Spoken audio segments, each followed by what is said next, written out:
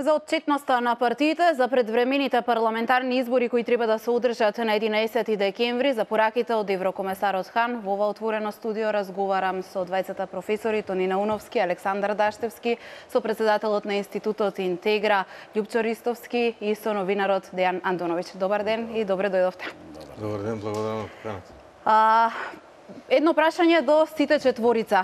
Видовме владеачката ВМРО ДПМН дека најави викенд на отчетност. Се разговара за различни, има панел дискусии на кои се говори за различни достигнувања во областа на економијата, на образованието, здравството, исто така во областа на дипломатијата и на дворешната политика. Како го коментирате и како гледате вие на овој концепт? Еве, ајде, повелете. Како на единствено можен начин кој што требаше и досега во изминатите две агонични години кои што Република Македонија ги претрпе заради нескромните политички амбиции на известно лидерство на една политичка партија, онака како што треба да биде политиката. Современата демократска политика, политиката на 21. век, со одговорност и со водење сметка за клучните национални и државни интереси. Тоа во изминатите 2 години од многу политички структури и центри на МОК не беше правено, меѓутоа за среќа има една политичка структура, нели, група на партии кои што дефинитивно цело време се обидуваат да ја вратат изместената и деконструираната политика на Република Македонија онака како што треба, односно враќање конструктурната стабилизација на државата Република Македонија. Нема друг начин како граѓаните на Република Македонија да одлучат, да проценат и да го дадат својот глас, освен врз реални и рационални постигнувања, конечно можеби и програми. Мислам дека вчерашниот ден беше среќен и добар ден за Република Македонија после 2 тешки и мачни години кои што започнаа со оние така наречени бомби на некои луѓе, односно приватни телефонски разговори. Значи, конечно се фиксира, овој пат се надевам и според објективната аргументација, се фиксира датумот на демократски избори и тоа е единствениот начин како може да се разрешат сите евентуални дилеми доколку граѓаните на Република Македонија се уште ги имаат за која политичка опција да гласаат. Дали за онаа која што упорно, постојано, перманентно се труди да го подобри животот на граѓаните, работи во полза на државата, за доброто на народот, или оние кои што се обидуваат преку валкани политички игри да ја и зашто за среќа не успеа, иако на неколку критични мигови имаше шанси да целосно да дестабилизира структурната основа и институционалниот систем на државата Република Македонија. Јас се надевам дека вчерашниот ден ќе биде показател за тоа како Република Македонија ќе гласа на 11 декември, односно да ги фрли на буништето на историјата оние кои што 2 години го малтретираа македонскиот народ, македонските граѓани и за малку ќе успеа да ја срушат оваа држава која што е наша единствена држава. Така, за пораките од еврокомесарот Хани во однос на вчерашниот ден, малку подоцна би сакала да го слушнам мислењето на господинот Ристовски за овој концепт на отчетност на владеачката ВМРО ДПМН.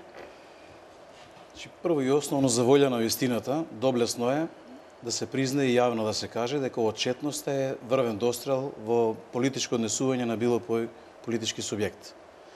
Значи, отчетноста е важна од многу аспекти и со тоа мора да кажеме отворено, иако јас сум критички настроен кон власта, дека ВМРО ДПМН и коалицијата на власт воведе еден многу висок стандард во општењето со јавноста во однос на своите достигнувања. Меѓутоа, како и секогаш, вистината има две страни. Јас би ја охрабрил владеачката коалиција да направи една проширена и надградена отчетност. Именно да видиме дали среќата се гради на туѓа несреќа или се гради на среќа на сите граѓани на Република Македонија. Знаете, добро е да имате капитални инвестиции, добро е да имате подобрување на локалната инфраструктура на граѓаните, но тоа е добро ако е се во интерес и грижа за поединецот, за индивидуата, за човекот, да му е подобро неговото живење. Но ако има друга позадина на сето тоа, тогаш веќе е проблем. Наша должност како академски граѓани е да ги анализираме сите критични точки каде имаме забегување во системот. Имено, ако вие имате извореден наплив на капитални инвестиции, на бројни проекти, некој пат и несуштински проекти, треба да видиме дали тоа е направено на основа на реалната економија, тоа што таа го произведува, или на основа на задолжување. Ако е на основа на задолжување, тогаш е на штета и несреќа на идните генерации. И тука треба да бидеме правични и праведни и да одредиме каде е границата до каде може да влеземе во задолжување или не. Економската наука одамна тоа го кажала и ние веќе ја пречекоривме маргината на можноста да се задолжуваме. Не можеме во име на политички маркетинг и понатаму да влегуваме во една дубиоза која што ќе ја плаќаат идните генерации. И тоа е, се извинувам да довршам. Најмалку задлжените држави во Европа. Вториот момент. Сакам проширена и надградена отчетност во однос на бизнисите, во однос на реалниот сектор, реалната економија, таа која што го храни бруто домашниот производ, која што го храни и буџетот. Зашто немаме една реална отчетност до каде е повратот на ДДВ? Зашто јавно Министерството за финансии уште утре не излезе со прецизни податоци? Колку должи по основ на ДДВ, поврат на ДДВ? Колку мали и средни предпријатии, колку големи фирми се оштетени по однос на ненавремено извршено поврат на ДДВ? Значи, тоа е отчетност, тоа е многу важно. Ако вие го гушите реалниот сектор во економијата и постојано се задолжувате, тогаш веќе имате дискрепанца која што ќе се одрази на идните генерации. Тоа е градење среќа на вашата политичка кариера денес, во име и за сметка на несреќата на идните генерации. Така што, за волја на вистината, отчетноста е одлична и треба да продолжи и во овој правец. Треба да се одважи власта и да каже и тоа што не е добро. Не само тоа што е добро. Оти политичкиот маркетинг често пати ја преминува границата и влегува во зона на политичка фата моргана. И еден ден таа ќе исчезне. Така, господина Даштевски, каква порака испраќа владеачката ВМРО-ДПМН со оваа отчетност? Се гледали подготвеност за избори со оглед на тоа што имавме коментари од страна на опозицијскиот социјалдемократски сојуз дека е власта таа која бега од избори? Па сметам дека се слагам со соговорниците тука дека тоа е еден висок начин на водење на политика и со тоа се слагам, а за другите работи ќе кажам. Значи, пораката не се испраќа прв пат, бидејќи постојано пред избори се прави отчетност и во таа отчетност се гледа што е направено и се дава отчет за се. Значи, од каде се средствата, за што служат и така натаму.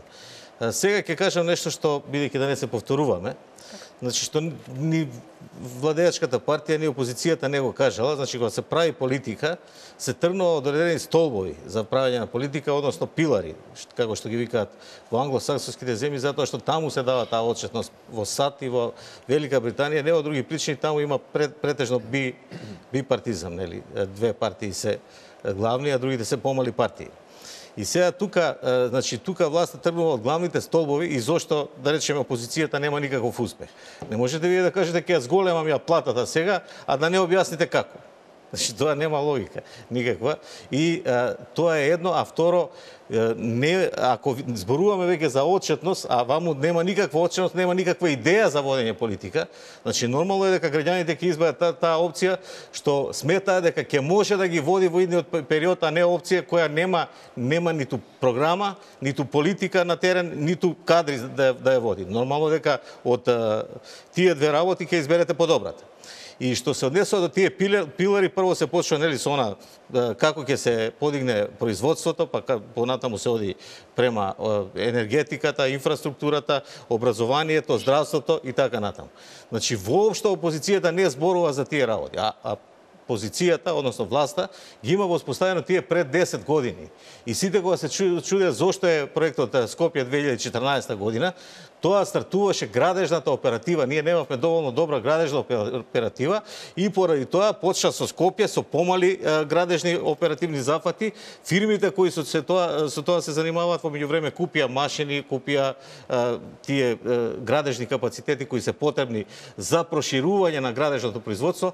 Потоа почна, значи кога се изгради тоа, нормално требаше нели аеродром, сега знаеме дека 100% летови се зголеми, никогаш ние не сме виделе во центарот на Скопје туристички групи. Сега секојдневно се сликаат, им презентираат кустосите што во Скопје и така натаму. Значи зголемен туризам, тие средства што се употребени таму ќе се вратат во тој проект. Тоа е едно. Друго, да речеме, тоа придонесе да се зголеми градежната оператива, да има огромни фирми градежни кои сега пак работат на инфраструктура, без која ние не можеме да замислиме да се развиваме економски.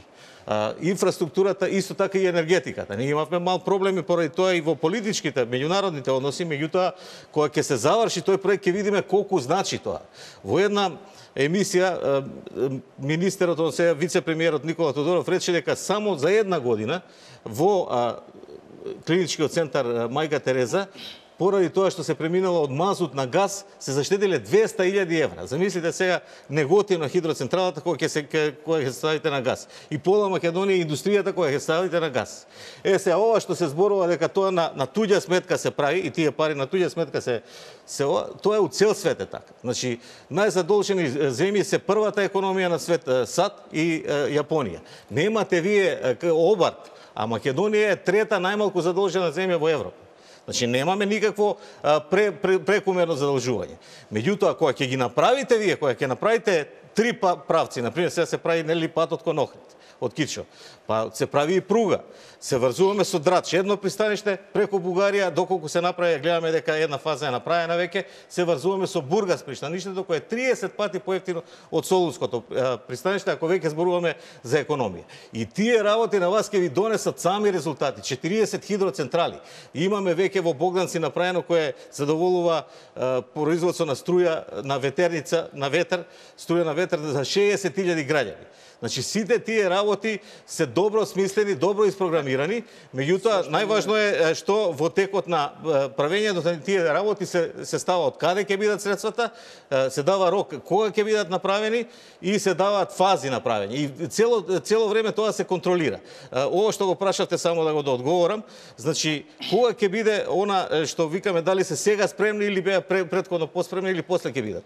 Ја мислам дека сите работи кои лани се ветуваа на лице место, слушавме како преку телефон се договараат тие работи помеѓу луѓето, помеѓу раководниот кадар, директорите на јавни претпријатија и така натаму. Оваа година летоска се проверија дека сите се завршени и повеќе од тоа. Да не говориме за инфраструктурата. Вие ќе можете за 20 минути да стигнете до Свети Николе. А сега ви е потребно повеќе од сат време. До Кочани ќе стигате за помалку од пола сат, а тоа значи и до Бугарија од таа страна. Значи, сите тие мерки не се случајни, даваат многу и секој граѓанин во Република Македонија тоа ќе може да го процени и да го оцени и да се определи за некого, без оглед на овие политики што се дневни политики на тоа кој е националист, кој не е националист. Значи, никој не ги зема во предвид овие отчети. А отчетноста е нешто што во Западна Европа е секојдневие. Си извинувам, само една мала дигресија. Велите имало 340 хидроцентрали, ветерници лево и десно. Зошто тогаш е 2,5 пати зголемен увозот на струја од 2006 во однос на 2016? Значи, ние имаме сега, внимавајте, дали растот на реалната економија е зголемен, дали индустријското производство е порастото со 2,5 пати во однос на 2006? Има времена потреба за поборувачка на електрична енергија, затоа што има силен развој, големи инвестициски фабрики и така натаму, кои што 2,5 пати е зголемен увоз на струја, ако било 60 милиони евра. Сега е 150 милиона евра увоз. Во момент кога велите дека имаме издашност во капитални инвестиции. Земете ги бројките. Имате помалку од милиарда пред 10 години бруто општествен производ, сега имате над 4 милиарди. И се зголемува, не само струја. Не се зголемува со тој интензитет. Би го испоцитувала и мојот колега Дејан Андоновиќ да му Несомнено е дека имаме силен развој на инфраструктурните проекти кои што се неопходен услов за развој на другите сектори во економијата. Тоа очигледно можеме да го видиме секој ден. Господа, тука би му дала збори на мојот колега Дејан Андоновиќ. Дејан, еве слушнавме за отчетноста, тоа се универзитетски професори, политички аналитичари, повери како гледаш ти изгледаат дебатите се повеќе и повеќе до 11 декември, доколку нели како што е договорено има избори. Прво што сакам да кажам на новинарски и ова е само доказ оваа дебата е дека ВМРО-ДПМН на големо ја тера својата предизборна кампања. Значи, овие 3 дена што се случуваат, јас дури и по некои изјави од некои политичари ми е потврдено дека кампањата е веќе при крај. Збориме за ВМРО-ДПМН. 3 дена отчетност, каде што наместо оние книги кои се печатеа и се делеа пред избори, каде што бевме во изминатото сведоци дека има толку и толку дена кампања и тогаш се прават митинзи, постери, книги, летоци, сега е тоа малце поинаку направено. Кампањата е сублимирана, што би рекле компјутерџите, зипу во овие 3 дена каде што сите министри, функционери од партијата прикажуваат што направиле во изминатиот период. Тие се подолго, околу 10 години на власт, имаат што да покажат, имаат резултати. Не би навлегувал сега кои се тие резултати, но резултатите се тие. Тие кажуваат што направиле, даваат отчет пред членството, пред граѓаните, пред јавноста и кажуваат што во иднина ќе прават. Мене друго ме секира кампањата, на некој начин овие 3 дена само доказ дека ВМРО-ДПМН се подготвуван да оди на избори. По тоа го судам како новинар. Од другата страна, опозицијата за сега не гледам дека има некакви предизборни активности. Значи не ги сметамо ние доколку дојдеме на власт ќе направиме и ова и она. Зборувам за реална кампања. Дали оваа недела од кој ќе се распушти парламентот ќе биде означено, тоа е веќе друга работа, останува да чекаме. Во секој случај сакам само да кажам дека оваа дебата сега што ја гледам, како новинар и како гледач, само ми укажува дека ние на велико сме во предизбори. Така, ајде сега малце за посетата на еврокомесарот Хан, ги слушнавме неговите пораки, се осврна на повеќе теми. Како ги коментирате вие неговите пораки и ќе оди ли Македонија на избори на 11 декември? Јас мислам дека неговите пораки не се ништо невообичаено, односно тој го кажа она што е постојан став на, условно кажано, меѓународната заедница, а тоа е дека поддржува слободни, кредибилни демократски избори на 11 декември, иако датумот мислам дека не беше експлицитно споменат, но сеедно ние знаеме дека според утврдените рокови и според она што беше конечно и претходно договорено дека 11 декември мислам дека ќе биде дефинитивен на датум на кој што граѓаните на Република Македонија ќе одлучат за сопствената иднина, односно иднината со развој на економијата, зацврстување на меѓународните позиции на Република Македонија и така натаму, или пак ќе одбере, не знам, некоја си федерализација, некоја двојазичност, некој менување на име, виткање на кичмата и така натаму. Јас верувам дека македонецот е рационален човек и дека ќе го одбере она што е најдобро за него и за неговите потомци. Во однос на исполнетоста на условите, она што цело време беше еден вид на квази рационален изговор на опозицијата да ги прифати оние датуми кои што претходно нели во текот на оваа година беа договарани како можни датуми за предвремени парламентарни избори, сега веќе нема дилема, се е исполнето, па дури и повеќе од тоа ако сакате. Значи со овие формирање на ад-хок телото за контрола, односно казнување на медиумите, понатаму со прочистувањето на избирачкиот список според методологија и според изјавите на првите луѓе на ДИК дека избирачкиот список е прочистен во онаа мерка која што гарантира веродостојни или кредибилни избори, како и другите услови се апсолутно исполнети, така што сега веќе опозицијата и покрај тоа што веројатно има некој таму кој што е свесен дека на избори ќе загуби катастрофално, затоа што покажа, ако не повеќе, барем овие 2 изминати години како не треба да се биде политичар и како не треба да се делува политички во Република, во сопствената држава. Мислам дека останува единствен, можеби мал проблем, шестата изборна единица, односно дисбалансот на бројот на гласачи во споредба со останатите избирачки единици, меѓутоа колку што забележав од изјавите на представниците на партиите на албанското малцинство во Република Македонија, тие воопшто не го споменаа веќе овој проблем, што значи дека веројатно ќе се надмине веднаш после изборите, затоа што и не е објективно, не може да донесе некои објективни проблеми во однос на кредибилноста на гласачките резултати. Јас верувам дека секој македонец на 11 декември конечно ќе го казни сето она што 2 години нас не малтретираше, она што не оддалечи од евроатлантските агенди, она што не оддалечи од развојот на инфраструктурата и економијата, она што ги подзабави, се разбира, нивото на странски инвестиции на Република Македонија, она што во голема мерка ја урниса како национална меѓународна позиција на Република Македонија, она што значи колективна психоза и невроза која што ја внесоа некои неодговорни политичари од опозицијата и од некој невладин сектор кој што е повеќе од политички сектор веќе.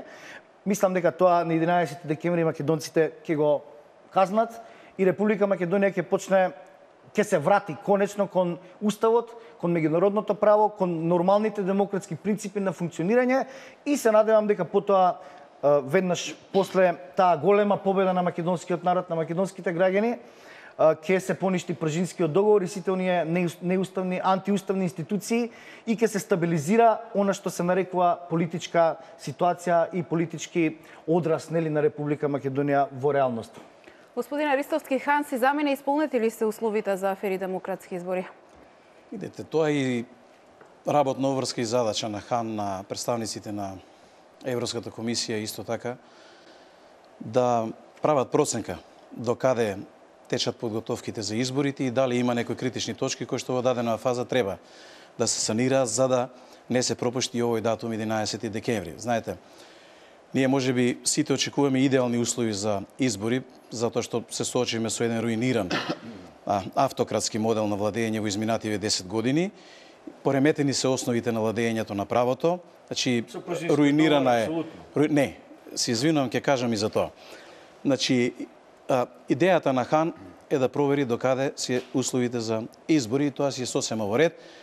Претпоставам дека сите заклучија дека се оди во правец да има избори на 11 декември. Добро е да има. Прокрастинација би било ако вие постојано барате и очекувате идеални услови во кои што ќе влезете во ладна вода. Значи, какви се такви се условите, мора да се заврши политичкава криза на избори. И тоа е факт, со тоа се сложува и власта, со тоа се вложува и опозицијата. Меѓутоа, во однос на ова колегава што зборува, знаете, симптомот не може да биде причина за нешто, симптомот е последица на нешто. Извориштето на кризата е многу подлабоко. Автократскиот модел на владење резултираше со појава на прислушкуваните разговори. Внимавајте. Симптомот на политичката криза туку нелегално објавување. Дозволете ми да довршам. Дозволете ми да аргументирам. Дозволете ми да независно на било што. Ние се соочивме со состојба. За политичката криза. Не може симптомот да биде причина за болеста, симптомот е последица за болеста. Извориштето е длабоко внатре во власта, сослушайте ме. Длабоко во власта. Ајде под претпоставка. Вие не сте судија, сослушате ме, сослушате ме. Вие не сте судија да процените сега кој е во право, кој не е во право. Меѓутоа, ајде да претпоставиме сценарио во кое што навистина внатре во ДБК е вршено прислушкувањето и инсайдерски информациите се излезени во јавност. Дали? Ама имаме веќе осудени лица од ДБК кои што вршат. Оставете го тоа на страна, процесот тече. Процесот тече да откриеме вистината. Имаме осудени лица за тоа. Во интерес на државата, во интерес на нацијата и првенствено во интерес на власта е да се открие изворот од каде се прислушкувало. Што ако ова сценарио излезе вистина дека власта била длабоко вмешана до коленици во ладна вода со прислушувањето? Што ако власта била таа која што јас се извинувам. Поединци може да биде. Ама се извинувам. Не може да бидат поединци ако е директор на ДБК. Како може да биде поединец?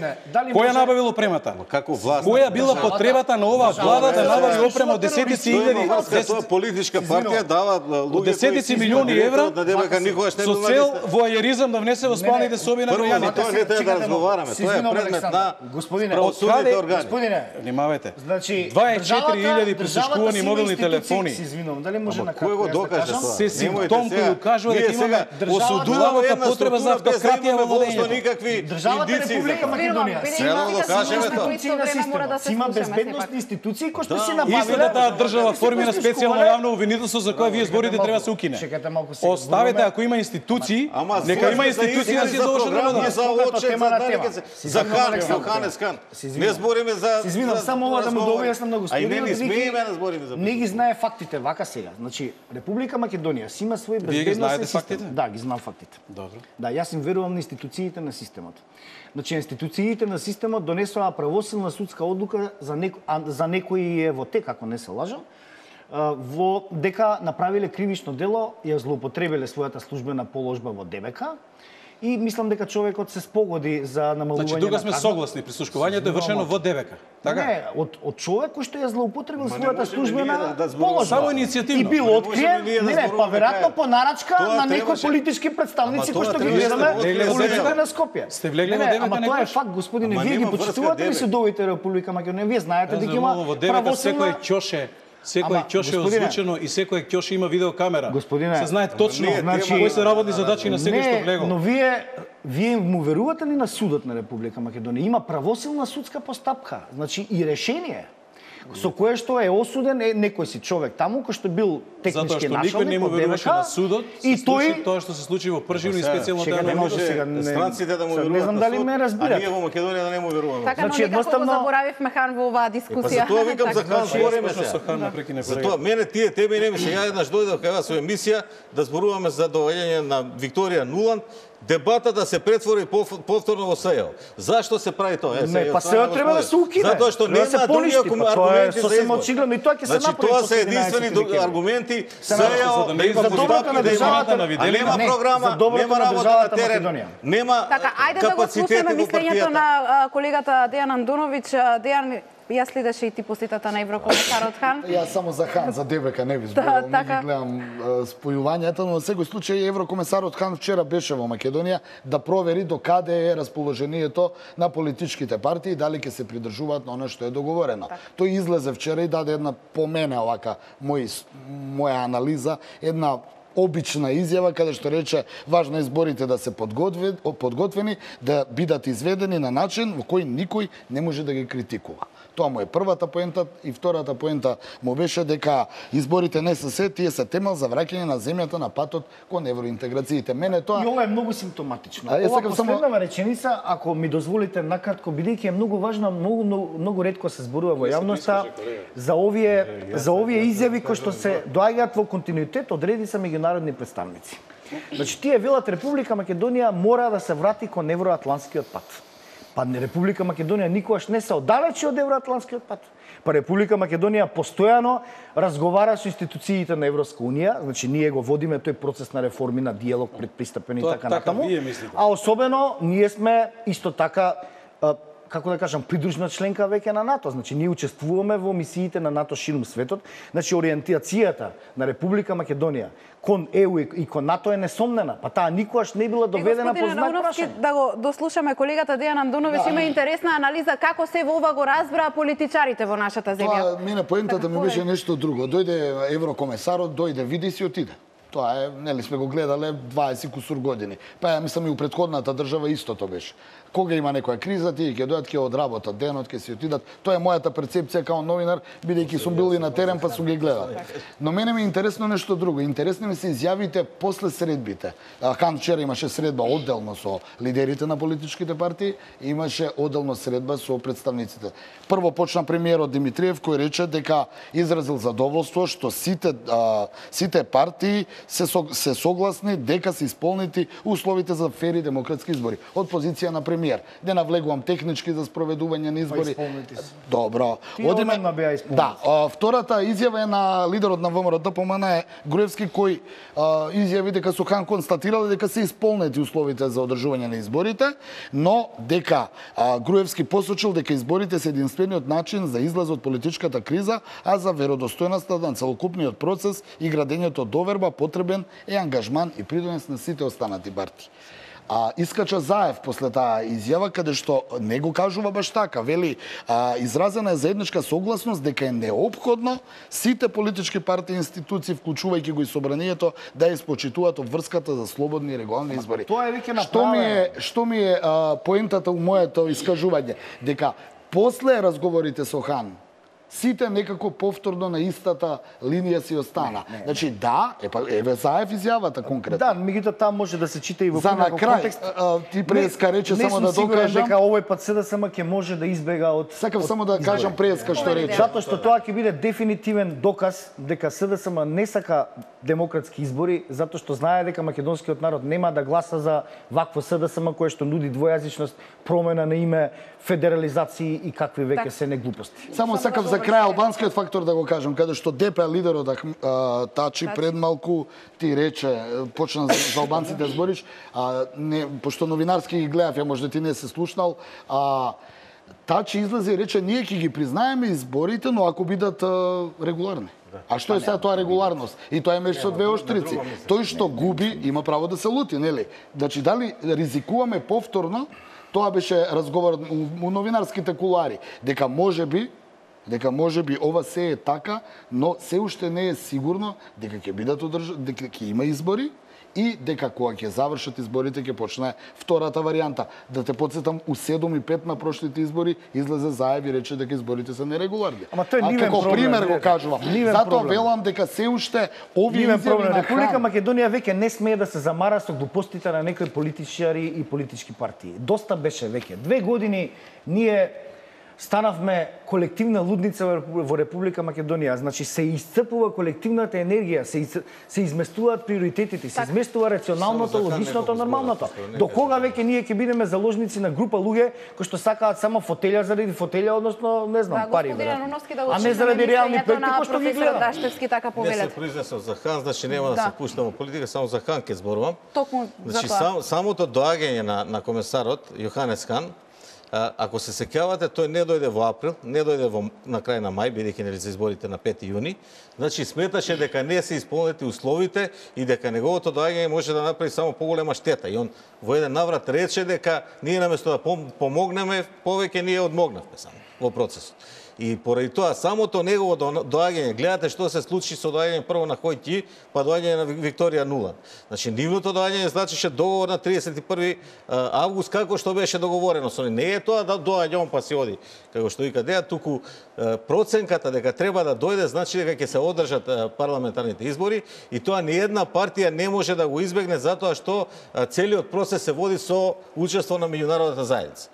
А самото одлагање на процесот, веќе повеќе пати го повторувам тоа, би значило неуспех на самата меѓународна заедница, нормално и наш, меѓутоа, пошто они учествуваат и нивни, и уште едно одлагање веќе ќе изгуби смисла тој процес. Не треба да бидеме колективно одговорни за... Затоа и Викторија Нуланд и Јоханес Хан сега дојде конечно, се виде со сите и јасно е дека има изгледи огромни, да кажам 99% да се одржат изборите и што ми беше целта, значи пред да дојде нели многу се зборуваше за тоа, значи целта ми беше, тој рече тоа што го рече Дејан, дека очекува кредибилни избори, дека нема да се прават никакви проблеми на изборите или онемозвожување на гласање и другите работи што се, меѓутоа не ги спомна оние работи кои се заговараат, тие закони за СЕО и ова, тоа останува после изборите, тоа е нешто што е дефинитивно.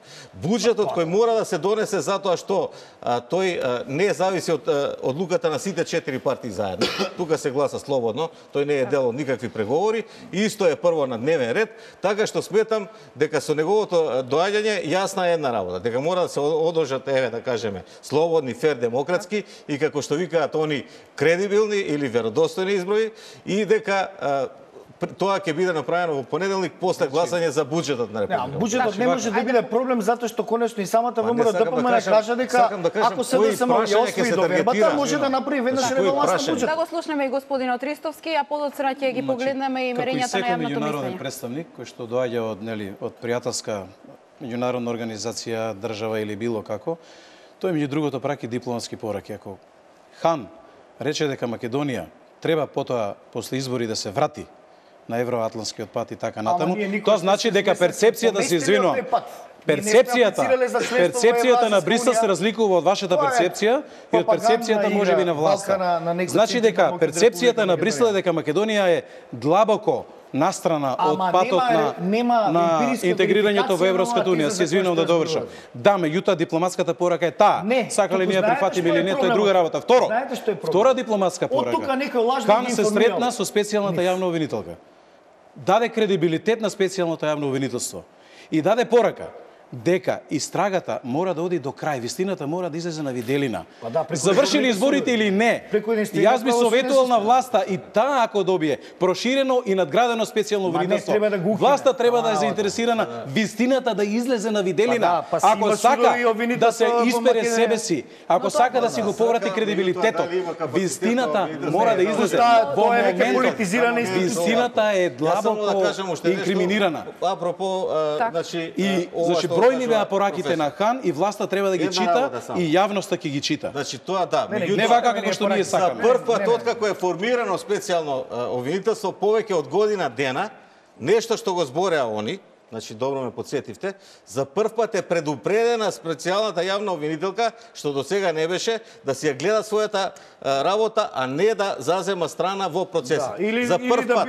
И тоа од страна на Хан од висока политика на Европска унија. Значи ако го се направи тоа, ќе биде добро, ако не, нема да биде добро за СЕО. Ја не викам дека ќе се укине. Може ќе се смени специјалната јавна обвинителка, бидејќи гледаме што се случува, гледаме за каква фигура се работи. Ма треба да се укине. Неќам да навлегувам во тоа, сме правиле 20 емисии за специјално јавно обвинителство, ама еве да кажам само што кажа Хан. Инаку ако треба ќе направиме посебна емисија за специјално јавно обвинителство. Дали може само една кратка интервенција? Значи во однос на многу важната перцепција која што некои центри на моќ од меѓународната заедница очигледно ја имаат. Затоа што и господинот Джес Бели, а и сега Хан го повтори истото. Република Македонија после изборите треба да се врати кон евроатлантскиот пат. Значи ви реков, Република Македонија е ориентирана кон ЕУ и кон НАТО. Никогаш ние не сме аплицирале како држава за членство во БРИКС или во Евроазијска унија. Вака сега. Јас мислам дека е ова намарна пропагандна политичка валкана игра на некои центри од моќ кои што се обидуваат да ги од тука лажно ги информираат центрите на моќ во Брисел, во Берлин, во Вашингтон и така натаму.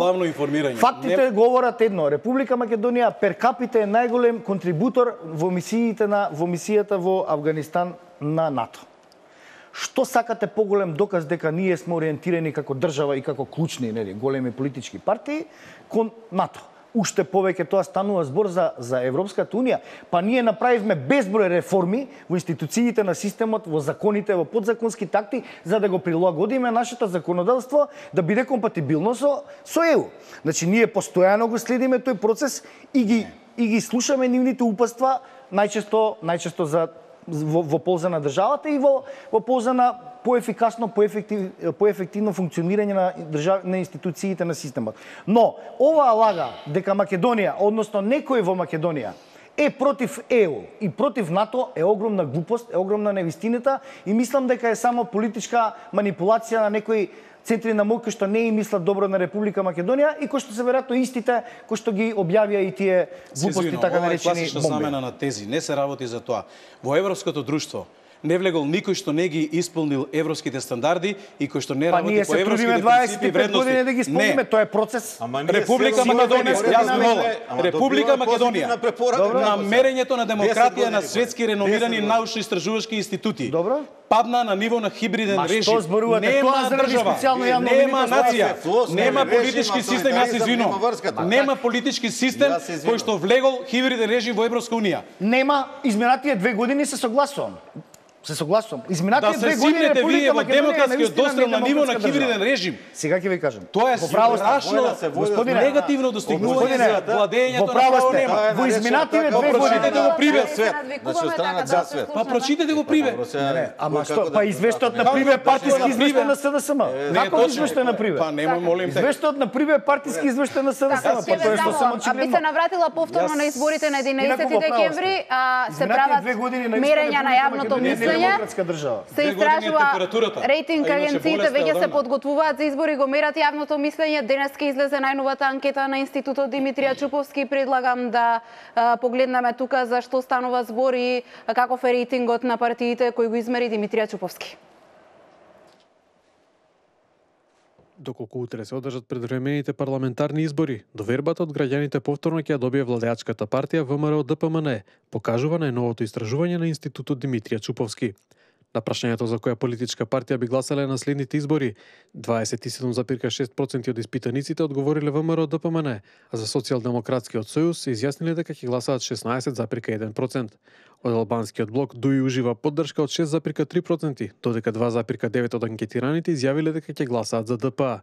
Останатите партии на оваа анкета, како што може да се види на телопот, добиле минимална поддршка. Се уште е високи процентот на испитаници кои не се определени или пак не знаат на која партија да го дадат својот глас. Лидерот на владеачката ВМРО ДПМН убедливо води на листата политичар на кој најмногу му се верува. Добил 30% од гласовите на анкетираните граѓани. Втор со 8,9% е првиот човек на опозицијската СДСМ Зоран Заев. 5,9% од испитаниците се изјасниле дека веруваат во политиките на Али Ахмети, а 2,6% во Мендух Тачи. На прашањето која партија нуди подобра економска програма, повторно владеачката партија на врвот. 53,2% наспроти 23,6% доверба за опозицијата. Како најголем проблем за анкетираните граѓани представува развојот на економијата, инвестициите и вработувањата, 65,4%. Дополнително наведени се и ЕУ интеграциите, членството во НАТО, како и проблемот со името. Меѓутоа, за решавање на овие клучни прашања, испитаниците, барем поголемиот дел или 59,2%, сметаат дека токму владеачката ВМРО ДПМН може да ги реши, а 20,1% сметаат дека решението за овие проблеми го имаат опозиционерите од СДСМ. Анкетата е направена во периодот од 7 до 10 октомври преку телефонско анкетирање на 1237 испитаници. Опфатени се граѓани од земјава од сите изборни единици. Ете така, почитувани, погледнавме што покажа последното мерење на Институтот Димитрија Чуповски. Реакција веднаш пристигна од опозицијскиот Социјалдемократски сојуз на Македонија. Ја прочитам тука реакцијата. Ништо не може да му помогне на обвинетиот Никола Груевски, кој на 11 декември ќе добие вистинската анкета од граѓаните пред кои ќе мора да одговара. Обвинетиот Никола Груевски се соочи со фактот дека мора да оди на избори на 11 декември, оттаму потекнува неговата хаотична анкета на партискиот институт Димитрија Чуповски, на кој што му излета мнозинското разочарување на граѓаните во економијата. Никола Груевски се обидува да штелува бројки по нарачани анкети од партиски испостави во зависност од интензитетот на неговиот страф од одговорност, но од вистината бегање нема. Ова беше така реакцијата на Социјалдемократскиот сојуз. Тука пуштаме реклами, се враќаме веднаш во студиото, секако со коментар од гостите за анкетата и за реакцијата од Социјалдемократскиот сојуз.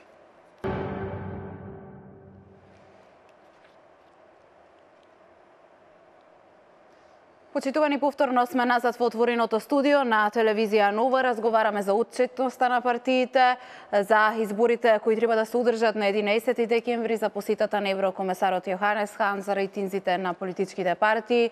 Андоновиќ, ја слушнавме анкетата, ја слушнавме и реакцијата на Социјалдемократскиот сојуз. Еден кус коментар и подоцна ќе те ослободам. На твое место доаѓа уметникот Маријан Камиловски, со кој исто така ќе поразговараме за сите овие прашања. Па кратко, анкетата ја покажува мојата теза од пред малку што ја кажав, тоа е дека кампањата трае. Излегува анкета каде што има разлика помеѓу ВМРО и СДСМ голема. Тоа не е ништо ново, бидејќи во изминатиот период разликата беше голема. Голема е разликата колку што успеав да видам во довербата кон ВМРО наспроти СДСМ и кон лидерот на ВМРО наспроти лидерот на СДСМ. А реакцијата на СДСМ е нормална, бидејќи они сметаат дека анкетата не е релевантна. Веројатно оние кои ја направат анкетата ќе биде поинаку. Оно што мене ме укажува и како новинар и како граѓанин на оваа држава е дека кампањата за предизбори е наголемо започната, но ја пак ќе кажам, не гледам од другата страна дека е започната кампањата. Оваа реакција на СДСМ според мене е и непотребна. Анкетата е направена, ќе видиме на 11 декември кој има најмногу доверба, која политичка партија. Андоновиќ, тука ќе ти се заблагодарам тебе. Вие, почитувани, останувате во отвореното студио. Секако ќе прокоментираме повторно со вас околу анкетата, ќе ви дадам збор на сите тројца, ни се придружува и уметникот Маријан Камиловски, но и колегата Иле Петревски, кој е во Македонската опера и балет, која следи отчетноста на ВМРО ДПМН, побара вклучување во овој момент. А доколку го имам Иле, што се случува во моментов таму, зашто станува збор, што е, на која панел дискусија ти присуствуваш и зашто се говори? Да, во моментов тече панел дискусијата од областа на одбраната, реформите на македонската армија, реформите во полицијата, надворешните работи и се она што се реформите, како што рековме, во одбраната и во заштитата на македонските граѓани. Бидејќи немаме денеска за оваа тема соговорник, да ги прокоментираме и предходните случувања што се случија на овој втор ден од панел дискусијата на владеачката партија ВМРО ДПМН. Денеска денот започна со отчетност од областа на здравството. Министерот за здравство Никола Тодоров, придружуван со доктори, специјалисти и експерти од областа на здравството, дебатира за реформите во нивниот сектор. Како прв и најдобар според нив проект го напомена проектот Мој термин, но и сите реконструкции на болници, набавка на опреми и се она што значи подобрување на здравствените услуги во последниве 10 години за граѓаните на Република Македонија. Потоа на сцена дојдоа и жените униите на ВМРО ДПМНЕ, унијата на жени предводени од нивната председателка Даниела Рангелова. Се говореше на нивната дебата околу влијанието на жените во општествениот и во политичкиот живот. Телевизија Нова подготви цел извештај за денешниот тек овде во Македонската опера и балет, па предлагам да го погледнеме.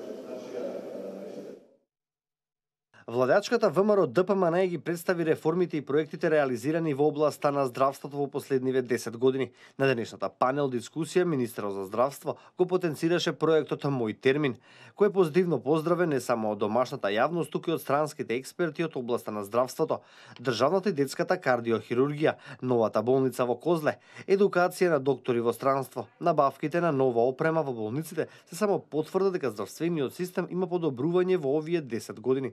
Вели Тодоров, здравството не е идеално, има многу проблеми и предизвици, но секогаш кога го оценувате, правете го низ призмата на споредба, какво било и какво е сега, додава Тодоров.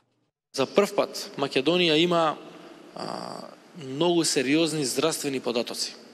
Например, ние знаеме сега дека минатата недела во Македонија имало 110.000 пациенти кои што добиле здравствена услуга. Точно знаеме кој од нив каква здравствена услуга добил, знаеме дека просечната возраст има 47 години, знаеме дека распределбата помеѓу половата распределба е во корис на жените, односно околу 60-40 е во однос на жените. Знаеме дека се препишале некаде околу половина милион рецепти за оваа недела. Знаеме кои рецепти, знаеме кој е препишуван лек, што значи знаеме минатава недела каква била здравствената состојба на Македонија. По дискусијата за здравството, каде се обратија еминентни лица, доктори, специјалисти и експерти, зградата на Македонската опера и балет започна да се полни со представничките на Унијата на жени на ВМРО ДПМНЕ. Големата сала на МОП беше претесна да ги собере сите оние кои сакаа да ги слушнат говорите на тема какво е влијанието на македонската жена во општествениот и политичкиот живот.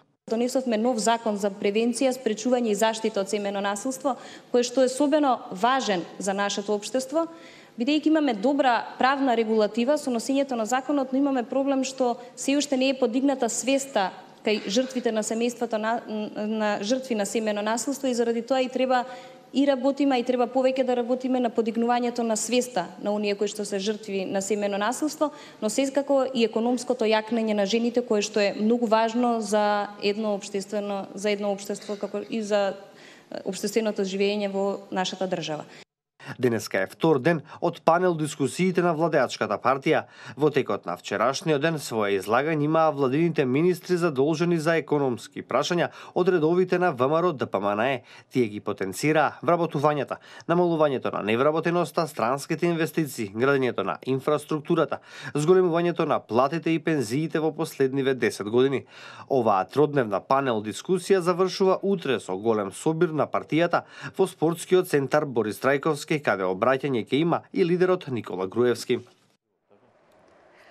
Иле тука ќе ти се заблагодарам за ова вклучување. Таму со тебе и колегата Михајло Видимливски го очекуваме нешто подоцна да не се вклучи повторно, да не информира што се случува во Македонската опера и балет. Тука го најавувам и мојот нов соговорник, уметникот Маријан Камиловски. Добар ден, добре дојдовте. Добро ве најдов, благодарам на поканата. Господине Камиловски, гледаме една отчетност. Сите соговорници тука во студиото се согласија дека ова е еден добар и позитивен тренд, еден нов тренд кој го воведува владеачката партија на отчетност. Вие, благодарение на ВМРО ДПМНЕ, добивте еден проект. Бевте дел од проектот Скопје 2014 година. Како го оценувате сега ова отчетноста на владеачката партија и колку вие дававте отчет за сето она што го сработевте пред вашите надлежни, секако и пред власта и институциите кои нели ви овозможија да изработите вашиот проект? Па да, Скопје 2014 нели знаеме беше предмет на многу шпекулации, многу контраверзии, имаше многу за жал подметнувања, невистини, шпекулирање со цени, со цифри. Сакам да кажам дека целиот проект од самиот почеток е отчетен. Значи, јас и колегата заедно, пошто двајца работевме, го добивме на конкурс тоа. Значи, си имаше регуларен конкурс, го добивате и онда сте исплаќани во зависност од тоа како се договорите у 4 транши. Прво почнуваме ние, влезгуваме со некои мали наши пари, потоа се префрлува првата транша, па испорачуваме еден дел од материјалот за таа прва транша пари, па идеме со втората транша, третата транша е веќе корекции што ќе ги бара ливецот, значи уште не се тоа нашиот дел од хонорерот, и тек четвртата транша е нашиот хонорер. Значи тоа е све транспарентно и све е отчетно. Меѓутоа, за жал, се тоа може да се најде на сајтот на град Скопје, може да се побараат податоци, нема никаков проблем тоа се да го добиете.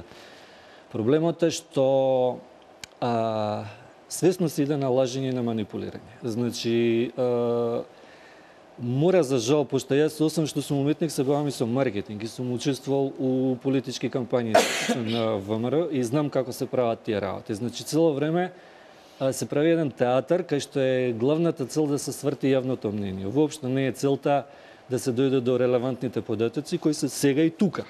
Така да ова сега што го прави ВМРО со отчетноста, фактички она го воведува европскиот стандард на однесување на една партија. За жал, ние не можеме, иако 1000 пати јас сум учествувал и со колегата Станковски и со други колеги уметници, сме ги повикувале на дискусија и јавно сме ги прашувале дали они некојаш дале отчет кај се сите тие пари, пошто исте буџетот и они кои биле на власт и ВМРО која се на власт. Ние се уште немаме отчет од Социјалдемократскиот сојуз, односно поранешните комунисти. Меѓутоа, имаме цело време подкупување и за жал морам тоа да го кажам овдека, еден голем дел од бюрократијата, значи администрацијата е политизирана. И то политизирано у корист на Социјалдемократскиот сојуз, затоа што они се како да кажам... Наследници на оние што 60 години водеја со Република Македонија. Но ќе го кажат тоа што јас се воздржував да го кажам. Така се договоривме за време на паузата дека нема да се упаѓаме во... Не говорете затоа што го кажа тоа што сакав да се воздржам да го кажам. Меѓутоа, да, тоа е бюрократија една посебна каста која е вечна, која се наследува по феудален принцип, некој татко, син, внук. И они се генерално проопозицијски настроени. И јас и колегата се соочувме со ненормални обструкции во текот на правењето на тој проект. На крај го закомплицираа до тој степен да проектот се продолжи за 2,5 години. И тоа беше, не знам, делумно беше и од ситуацијата на теренот. Меѓутоа, делумно беше и поради сите тие, ја би рекол, намерни пропусти што ги правеа они.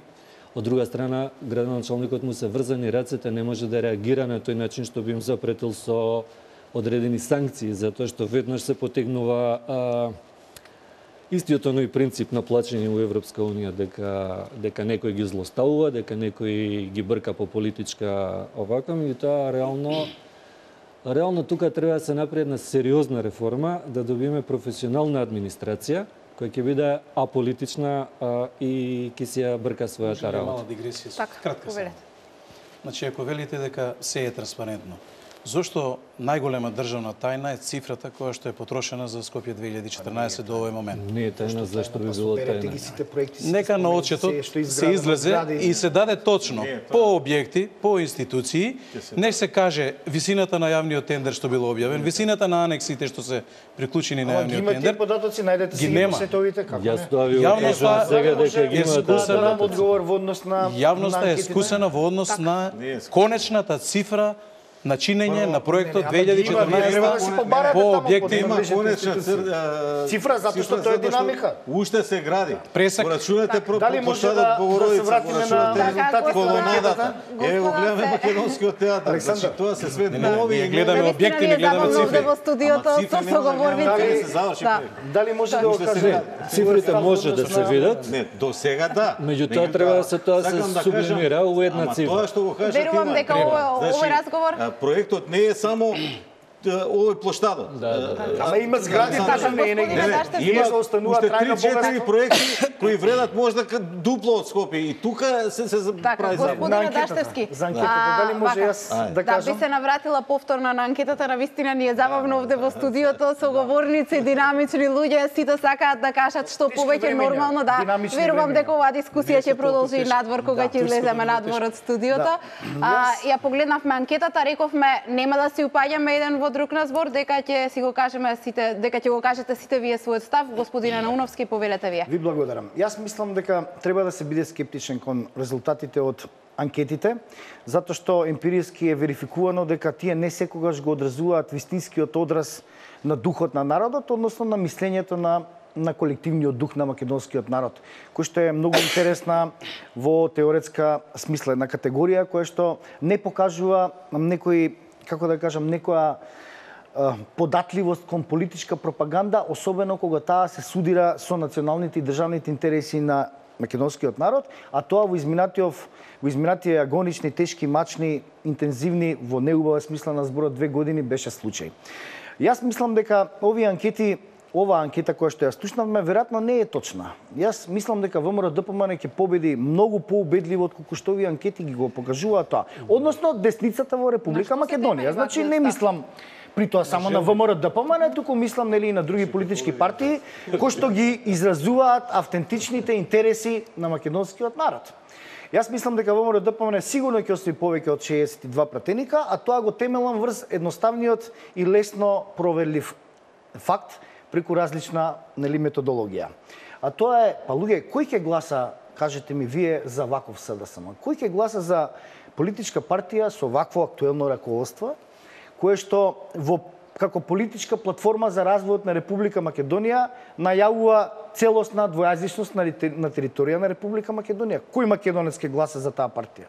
Кој македонец ќе гласа за оние личности кои што половина Скопје го ишара, го разурна, кршеа, палеа оние шарени хулигани? Кој ќе гласа за оние така наречени, тоа е веќе етаблиран термин, поим, израз, иако е празен поим, флатус фокус, соросуди? Кој ќе гласа за? Па тие се докажани со наназад во континуитет нивна борба против клучните македонски национални интереси. Значи јас мислам дека ВМРО-ДПМН убедливо ќе победи, затоа што секој македонец ќе ја дозна вистината, особено во овие 2 години. Дозна колку може лесно да ја изгуби сопствената држава со некои неодговорни политичари кои што ветуваат федерализација, ветуваат промена на име, што значи промена на македонскиот национален историски идентитет, промена на уставот, кој и онака треба да се врати пред Охридскиот рамковен договор, особено пред Пражинскиот договор, што значи дека секој македонец, јас сум убеден, на 11 декември ќе гласа против СДСМ, затоа што не дај Боже да победи СДСМ, тоа ќе значи крај на Република Македонија како унитарна суверена држава на македонскиот народ. Затоа апсолутно сум сигурен дека народот ја препозна одамна веќе оваа игра и дека нема да си дозволи да го загуби она што неговите предци крваво го платиле низ историјата. Одиме по редослед, господине Ристовски, повелете. Ајде вака, сега малку да ги систематизираме работите. Јас би бил како академски профилиран. Би бил повнимателен, значи не би се впуштал до крајност да бидам апологет на ничија страна. И тоа не е добро од академска гледна точка, меѓутоа ја можам да говорам за себе. Тоа е мојот принцип и мислам дека тоа е вредност. Во вакви моменти кога имаме предизборие, најмалку е потребно академските личности да заземаат чиста политичка страна. Се одиме на анкетата. Тоа кажете им го на вие соросудиве и шарениве, овие црпнативе. Добро, а кој ја свати пораката? Свати, сега одиме на анкетава. Анкетата, за да биде кредибилна, треба да се одржи кредибилни компоненти. Значи, јас не можам да навлегувам дали е или не е кредибилна, со самото тоа што некој институт обоен партиски и е перципиран од јавноста како партиски, со самиот старт веќе му е нарушен кредибилитетот и веродостојноста на податоците што ги дава со анкетата. Ја не навлегувам во бројките. Ако е така, уште подобро за власта. Зошто би се плашело специјалното јавно обвинителство, ако до сега тоа работело, покренало сомневања за одредени злоупотреби, некои обвиненија, тогаш дозволете да довршам. Значи, ако имаме ваква предност како што кажува институтот, тогаш зошто медиумите би биле проблематични, зашто ние понатаму би се трудели да ги подјармиме медиумите. Па да, сега се трудат ги казнуваат објективните медиуми. Преку нивното адхок таму некое тело за угушување на слободата на говор, што е основно беше демократско целокупниот право. медиумски простор јавен подјармен. И целиот беше Од кого? Од Сорос? целиот медиумски Од Соросоидите? медиумскиот простор беше апологет на власта. Не зборувате за темата сега. Кредибилноста би бил резултатот после изборите? Ама зошто сте толку чувствителни на критика кон власта? Што е проблемот? Критика друго оставете, ама ако критиката без аргументи, што се точно вие ова што го зборувате? Зошто влегувате во збор непотребно? Затоа што зборуваме за друга тема. Така, добро, ајде да го слушаме господинот И тоа е нормална реакција, полемичка, човек да реагира, но дали е вистина или не знае само Бог, човек не може да знае што е вистина. Не, има факти. Значи, Има не е пропаганда. Се знае што Не е е тоа пропаганда. што сум го Се знае дека рекол, половина Скопје беше разрушено и шарано од група хулигани, кои што сега се припадници на политички Значи, симпатизери на ако власта верува во кредибилноста на оваа анкета, тогаш треба да е сосема релаксирана и да го отвори јавниот простор и за вакви критички погледи. Значи, треба да се отвори, нека критикуваат луѓето, можеби власта ќе излечи нешто добро, нешто корисно во иднина за таа работа. Зошто би била толку чувствителна? Зошто апологетите на власта би биле толку чувствителни во таа за секоја критичка обсервација на власта? Тоа нова без разлика. Во секој медиум треба да има критички осврт. Ако има аргументи, ја не зборам за плукање по индивидуи, по лице или така натаму. Значи што ми е поентата? Поентата ми е ако власта верува во кредибилноста на оваа анкета, тогаш треба да се ослободи, треба уште сега да се спрема за славење, не треба да бидат чувствителни ни на активности на специјално јавновидителство, не треба да бидат чувствителни ниту на критички обсервации на опозицијскиот корпус и така натаму. Иначе не е само СДСМ опозицијскиот корпус. Нараснува еден сериозен десен блок. И тука веќе ќе има сериозно, десен блок со десна профилација. И тука ќе има веќе сериозно тектонско пореметување во десниот блок. Не верувам во тоа. Што вие сега од каде оваа нова флоскула? Не знам дека политички партии мислите, меѓутоа нивната идеологија е компатибилна со ДПМН.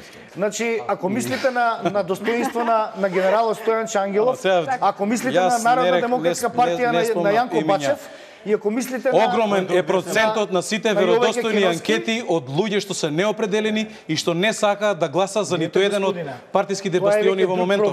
Значи имаме неопределени и луѓе што се против и двете опции. Значи кредибилните анкети говорат дека имаме огромен процент на незадоволство кој што се граничи над 55% од двете до сега партиски бастиони политички партии. Значи, тоа кажува дека имаме отворен простор на политичката сцена да се изнедри нешто ново. Тој тренд во Хрватска се случи, тој тренд се случи во Србија, тој тренд ќе се случи на изборите и во Македонија. И сега јас во Србија и во Хрватска во ја не сум чувствителен на предноста на ВМРО ДПМН на анкетите воопшто. Не сум чувствителен. Исто така не би бил чувствителен и во друг правец, и во друга насока. Значи, емоциите ги ставаме на страна. Прашањето е, кој е начинот да го изнедриме најдоброто од нацијата, да направиме држава достојна за нашава генерација и за идните генерации. Ова не е државата во која што ниту ти си задоволен, ниту ние заедно. Прости, ниту вие, ниту сите заедно овде. Тоа не е државата во која што било која индивидуа би била задоволна од постигнатото во својот живот. Затоа имаме преку 300.000 иселени млади лица. Имаме екзодус класичен. Значи, немаме задоволство од постигнатото во животот. Младата генерација. Тоа говори дека нешто имаме деструкција во системот, дека имаме нешто нарушено. Имаме. Знаете што е интересно? Ова што вие го спомнавте во врска со десната опција во Република. Па тој не беше на власт 10 години. Не ги исели 300.000 социјалдемократски сојуз. Може да ме слушате само на кратко Бојана Темова. Значи, вештачкиот обид на СДСМ и некои од левицата да се обидат со валкана политичка игра да го урнисаат рейтингот на ВМРО ДПМН преку обид да ја припојат кон себе десницата, односно некој партии на политичката десница, е неуспешен. Значи, видите, десницата во Република Македонија генерално е представена преку достоинство на генералот Стојан Ангелов, преку партијата Народна демократска партија на Јанко Бачев и преку движењето на господинот Јове Кекеновски. Со сите нив се познавам и сум пријател. И вака да ви кажам, нивната идеологија, партиска, платформска, програмска, е апсолутно компатибилна единствено со ВМРО-ДПМН. Тие немаат никакви допирни точки со идеологијата на СДСМ, особено не со ова СДСМ. Благодарам. Господине Даштевски, дали е толку чувствителна власта или па се чувствува релаксирано и комотно? Рековме дека ќе зборуваме за анкетите, не за власта и за опозицијата, и сакам да зборувам за анкетите, пошто никој така сите малку скршна од тоа прашање. Во однос на бројките за тие кои ги спомена господинот Ристовски, да, бројките вика дека не треба да биде чувствителна ако тие се тие бројките. Во таа насока и моето прашање. Збориме за бројки. Ние сме рационални. Значи збориме, бројките се појавуваат вака. Постојано е тој однос.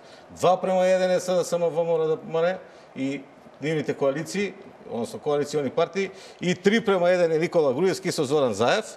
Тоа е, значи, прво го правеше Павел Шатев, па Брима Галуп уште подобар резултат доби и сега на крај Димитријат Шуповски.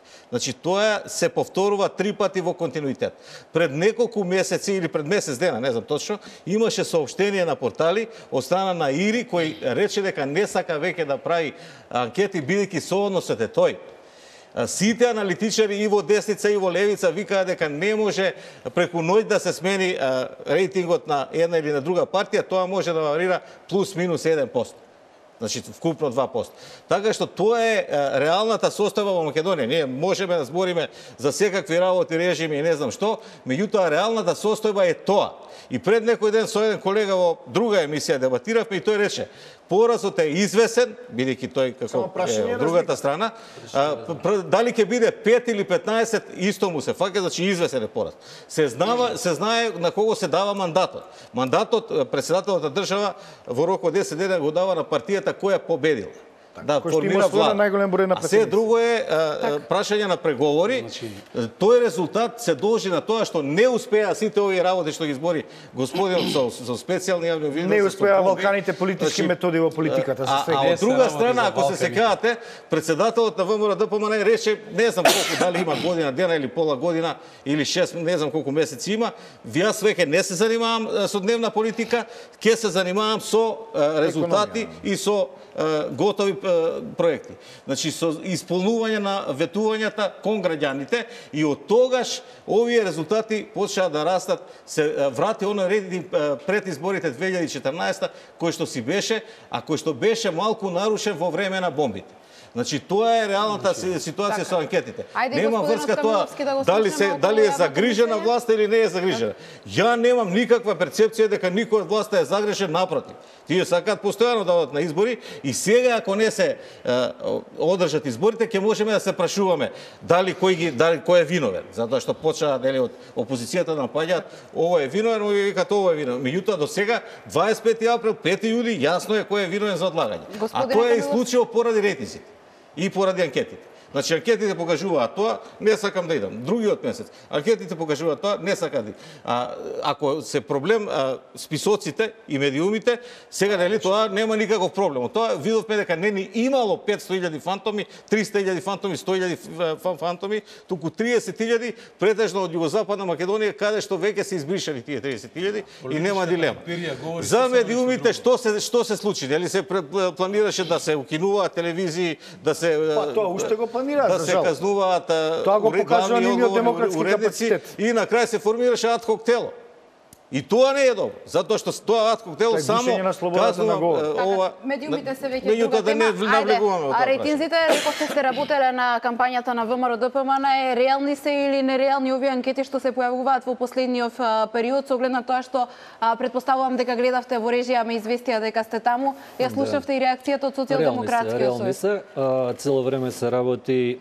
Јас уште порано извадив една теза во моите јавни настапи дека целото ова малтретирање у суштина не е толку насочено да се сруши ВМРО-ДПМН, колку да се измалтретира нацијата. Знаете, кога 2 години стварате негативна енергија, или да се ослабне, извинете. Тачно, се ослабнува волјата на нацијата. Не само нацијата, го фактички и знаете, она може да се случи као оној стокхолмски синдром, заложникот да почне да гаи емоции према оној што го држи као заложник.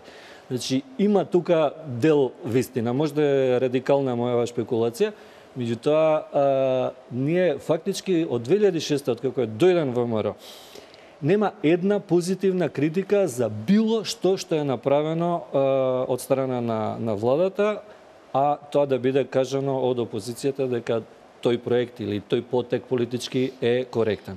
Че може да ви извадам што сум ја учествувал на дебати од 2010, 2007, но стоп е едната иста критика, само актерите се менуваат и мислам дека крајната цел е дигање на тензија и нервоза, како би дошло до состојба на хаос, а состојба на хаос е состојба на најголема веројатност и тогаш навистина се што може да се случи. Нема клима. Ама тие се обидуваат тоа да го направат што го зборува господинот. Значи, не заборавајте дека во неколку ситуации во изминатите 2 години, а и претходно за жал, повторно од истата политичка партија, значи Црниот понеделник, постоеше сериозна опасност да дојде до суdir помеѓу македонскиот народ со некои цркнати и шарени хулигани. И сетете се имаше повредени полицајци во еден протест пред владата, исто така на еден протест пред собрание имаше полицајци повредено. Значи можете да замислите каква е таа политика кога тие удираат своји институции на државата. Значи, деструктивноста на ова раководство на СДСМ е апсолутно докажана, покажана многу пати и таа ќе биде осудена, таа деструктивност ќе биде за секогаш избркана на ѓубриштето на историјата, онаму каде што е место на 11 декември. Благодарам. Тие, што ги нарекува колегата хулигани, се дел од твојот народ, они. Тие се дел од нацијата. Не, кој го спори тоа? Тие се хулигани, кршат, уриваат. И продолжува со истата реторика која дели нацијата 10 години наназад. Тоа не води кон национално единство, но да се вратиме на друго. Канцеларијата на председателот. Да се вратиме на другото. Оние шарени не се молам. Значи, има во политичките науки, сега како доктор на политички науки ќе ви говорам, има политичка емпирија. Политичката емпирија во X случаи говори спротивно од ова што го говореше колегата. Не, па тоа се факти што го говориме. Имате чувствителни политички потези кои што во 48 сати ќе ви ја сменат политичката веднаш во предизборниот процес.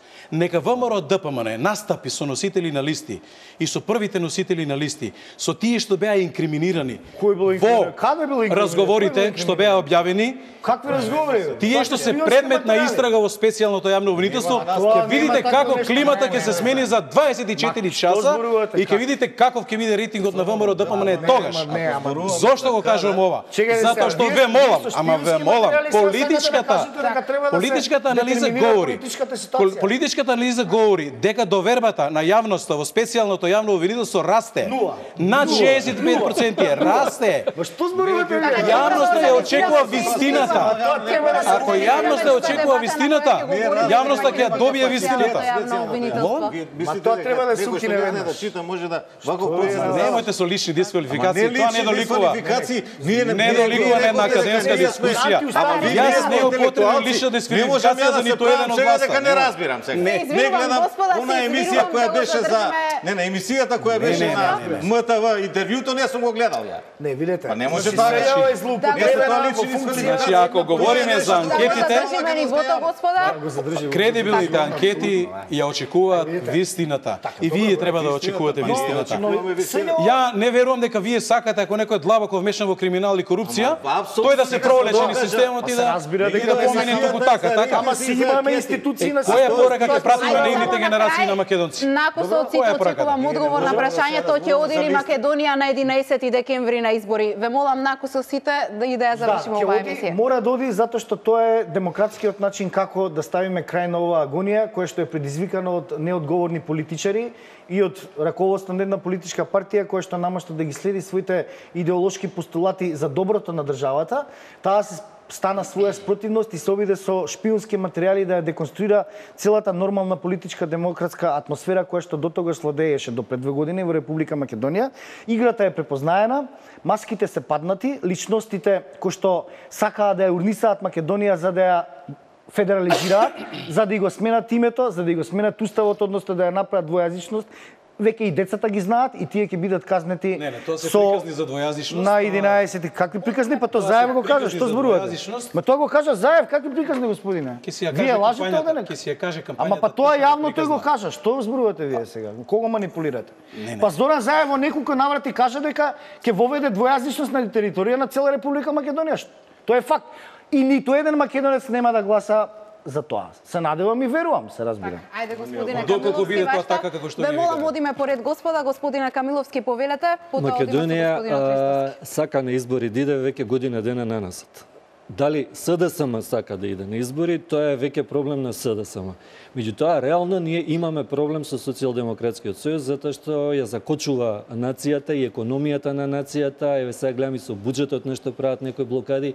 Значи, мора да сватиме дека народот едва и чека да искочи и да ги реши трајно, затоа што малтретирањето, како што кажав и вие се служивте, е првенствено насочено кон нацијата, кон народот. Второстепени се ВМРО. Вие викате кредибилност. Мислам, СДСМ и нивните, мислам, поддржувачи, како да кажам, се врв на кредибилност, само неква ноќна мора. Јас сум нивен апологет. Ставете ги. Јас не сум апологет, јас сум, прво не сум ни член на ВМРО, јас сум еден измалтретиран граѓанин, кој благодарение на опозицијата, проект што требаше да го завршам за 2,5 години, ми го испролонгирава на 5 години. Затоа што секој проект, кога има предвремени избори, локални или парламентарни, у принцип 2 месеци губиме пред припремите и 2 месеци губиме после припремите. Едноставно се закочува се. И сега, пошто од 2010 до 2015, додека се заврши целиот проект, имавме неколку такви ситуации, че јас само ради кефовите на опозицијата имам изгубено околу година дена време. Да не збориме за техничките проблеми. Повелете и вие, Значи, ќе одиме или нема да одиме, кој има проблем, кој бега од избори? Што чекаат да излезат е од државата. Значи, погледнете ги бројките за бројот на млади лица кои што аплицираа за зелена карта од пред 2 дена. Америчка амбасада отвори дека е бесплатна апликација за зелена карта. Готово 90% од младата генерација, 90% од младата генерација сака не да излезе на избори во декември, сака да излезе од државава. После 10 години, јас се извинувам, после 10 години, после 10 години владење, после 10 години буџети во свој раце, после 10 години владење со државата, јас би бил среќен и задоволен и повторно би одел на избори, колега ве молам. Јас би бил среќен само тогаш, ако 90% од младите што излегле пред 10 години сега, после 10 години сака да се вратат во државата, а не да си одат од мојата држава. Јас немам кредибилитет да излезам на избори, ако моите млади сака да излезат од државата. Тоа не е кредибилитет. Тоа не е доверливост. Едноставно не е темата тоа сега. Ама тоа е сликата. Тоа е анкетата. Младите ни бегаат од државата. Ние немаме млади. Трагедија е ова што се случува, ама тоа е одрас на владењето. Па тоа е одрас на климата на владење. Ако јас како млад човек сум задоволен од постигнатото во овие 10 години, тогаш ќе сакам да останам, не да си одам. Да го слушнеме и ставот на господинот Таштевски. За миграциите, општи миграции. Е показател, колега. Во Словенија наши идат, а словенците идат во земји каде што има поголеми плати. Ма тоа се природни процеси. А кај нас се најдобри условите за враќање на млади. Ќе се сложиме. И не даде се манипулира со тоа, прашање 600.000. И од 2 милиона 600.000 се сели. Тоа е пародија. Тоа е толку дегутантно што апсолутно не заслужува да се спомене. Сите сака да се вратат во Република Македонија, не да бе. Ова е наша држава. А друго, обстренте ако добива плата 3.000 таму да иде таму. Ако добива овде поголема, ако се створат овде услови за кои не дозволува, знаеме кои не дозволува да се створат услови, ќе се вратат луѓето, ќе дојдат и странци. Треба да се вратат до сега 10 години власт. Ама обстренте на миграција у Европа и во свет. Што е 10 години власт? Нема врска тоа со Македонија. Од Словенија идат луѓе у Дубај за 5.000 наместо за 1.000. Нема врска тоа. Нема врска. Ама не го слушам ова стално, не можам да верувам дека некој може да го помисли дека само од Македонија да се иселувале, па уште 600.000 се. Па како вие сте академски граѓани? Не смеете да размислувате така. Ама не е точно тоа, апсолутно. Нелогично е. Зошто 60.000? Ама нелогично е тоа, нема Зошто 60.000? Какви 60.000? Ова се глупости кои ги слушаме постојано. Зошто 60.000? Никакви 60.000. Овде се ствараат сега. Нови инвестиции немаме така во цел свет. Како што имаме прашањето е лошо. Извинувам, јас сум модератор на отворено студио. Ама 2 милиона бугари. Зошто македонски пасош не Ама 2 милиона, кај се тие луѓе? Значи ова пространство. Не можете така да манипулирате. Мора да сваќате. Ама никаков показател 2 милиона луѓе од Бугарија се селат. Нема луѓе таму веќе. Не можете така, не прифаќам вакви работи. Ама 60.000 бугари треба да барат македонски пасош. 2 милиони бугари немаат луѓе. Луѓе немаат во Македонија, нема кој во Бугарија нема кој да живее. А не да се ние да се иселуваме. Па нема. 2 милиони. Не ги населуваме. Кој отишол да живее таму? Господа, ве молам. Помала е платата таму отколку вам. Така. Ќе одиме или не одиме на избори? Слушамо вие, Ќе одиме на един Почитувани, ви благодарам што бевте дел од отвореното студио на телевизија Нова. Страстите сепак ќе се смират и тоа е дозволено, нели? Останува да видиме што ќе се случува наредната недела. Треба да се изгласа буџетот. Секако пратениците треба да расправаат за буџетот. Останува да видиме дали ќе го донесат и потоа да се распушти парламентот, а председателот на собранието Трајко Велјановски да ги распише изборите закажани за 11 декември. Се најавува жестока кампања. Телевизија Нова секако ве информира, ќе организираме вакви дебати на кои ќе се соочат ставовите и аргументите. Ви благодарам што изминатите час и половина бевте со нас во отвореното студио на телевизија Нова. Ви благодарам на вниманието и на довербата со која не следевте и ви посакувам пријатно попладне.